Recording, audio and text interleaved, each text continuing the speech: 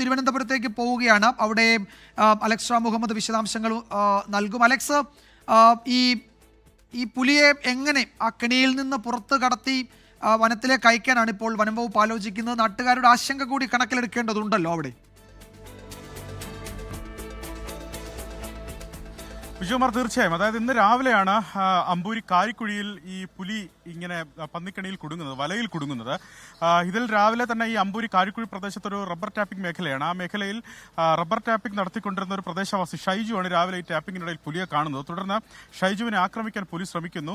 അവിടെ നിന്ന് ഷൈജു നിലവിളിക്കുന്നു, പുലിയെ ഓടിക്കുന്നു. പുലിയെ ഓടിക്കാനുള്ള ശ്രമം നടത്തുന്നതിനിടയിലാണ് ഈ പുലി തൊട്ടടുത്ത പ്രദേശത്തെ ഒരു പാറയിടുക്കിനോട് ചേർന്ന് ഈ കെണിയിൽ കുടുങ്ങുന്നത്.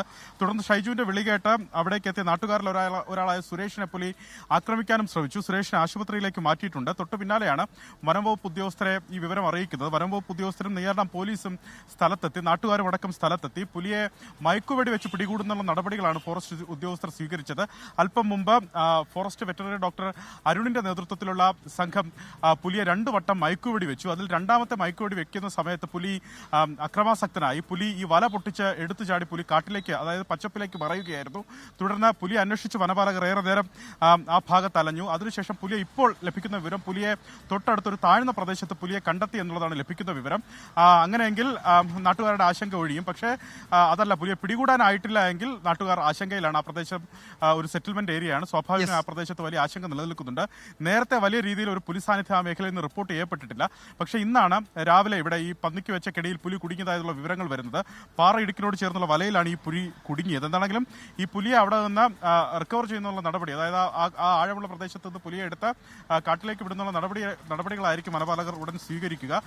എന്താണെങ്കിലും നാട്ടുകാർ ഭയാശങ്കയിൽ തന്നെ ഈ ഘട്ടത്തിലും കഴിയുന്നു. 2 വട്ടം പുലിക്ക് മയക്കുവെടി കൊണ്ടുവന്ന് വനപാലകർ ഉറപ്പിക്കുന്നുണ്ട്. അങ്ങനെയെങ്കിൽ പുലി മയങ്ങാനുള്ള സാധ്യത കൂടി വനപാലകർ കാണുന്നുണ്ട്. എന്താണെങ്കിലും വനപാലകരും ഈ പറഞ്ഞ പോലീസ് ഉദ്യോഗസ്ഥരും മാത്രമേ ഇതിന് തൊട്ടടുത്തായിട്ടുള്ളൂ. നാട്ടുകാരെയോ മറ്റാളുകളെയോ അവിടേക്ക് ഈ പുലിയുടെ അടുത്തേക്ക് പ്രവേശിപ്പിച്ചിട്ടില്ല. വിജയകുമാർ, ശരി.